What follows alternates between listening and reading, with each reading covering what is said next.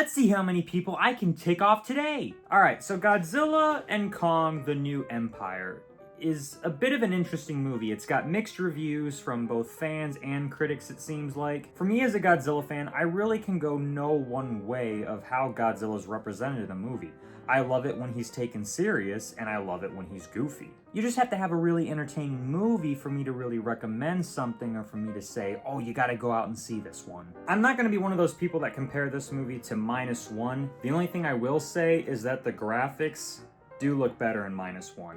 As far as the story goes, -1 was the better movie. But at the same time, I really can't compare the two because it's so drastically different than -1. Godzilla x Kong: The New Empire is sort of like Godzilla vs. Hedorah, or Final Wars, or something like All Monsters Attack, or Godzilla vs. the Sea Monster, where it's got a goofy story and the human characters just really don't matter that much. We're there to see the monster fights, and they deliver on that spectacularly, in my opinion. I think that, like, anytime the human characters were coming up, there would be like 5 minutes of humans and then almost 10 minutes of monsters. The balance on the humans and the monsters was really good in this movie, in my opinion. I mean, I was just highly entertained the whole time.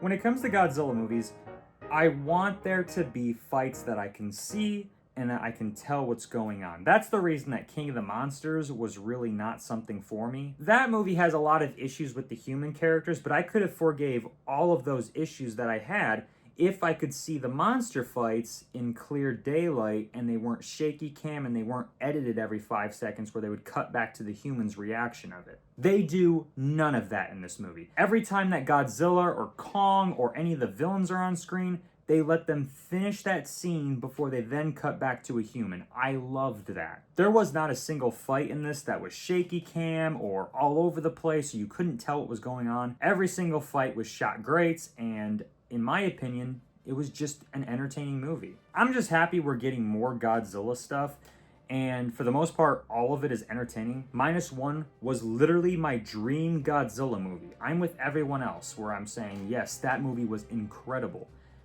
But this is another movie I've been waiting for where I just want to see monster fights. They have to build up to something bigger in the future, and I'm hoping that this was what that movie was, where this is kind of like the Avengers Age of Ultron to Civil War. Maybe in the next couple movies we can build up the Exilians, or maybe even the Seatopia people from Megalon, and that way we could bring in some more monsters that we haven't seen in a long time. Bring back Megalon, bring back Gigan, Hedorah, maybe even do something with Biollante in the future. Monsters that have maybe only gotten one movie or have only appeared in a handful.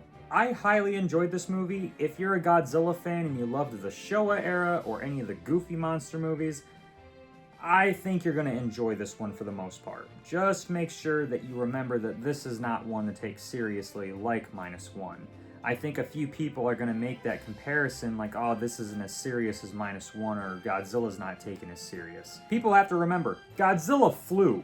As Godzilla fans, though, I think we're going to be waiting a while before we hear of the next movie coming out. I think we might get the announcement of the next MonsterVerse movie confirmed maybe in a few weeks, but as far as Japan goes, and as far as Warner Brothers goes, I think we're going to have to wait maybe another 4 years before maybe we get something like this, where it's like, we get -1, and then all of a sudden, we don't even wait another month, and Godzilla x Kong is here. This has never happened before, where we have not waited more than even a month for a Godzilla film. Usually it takes years, or about a year. So I'm pretty happy that we didn't have to wait for this movie that long. Just please don't bring back Ghidorah.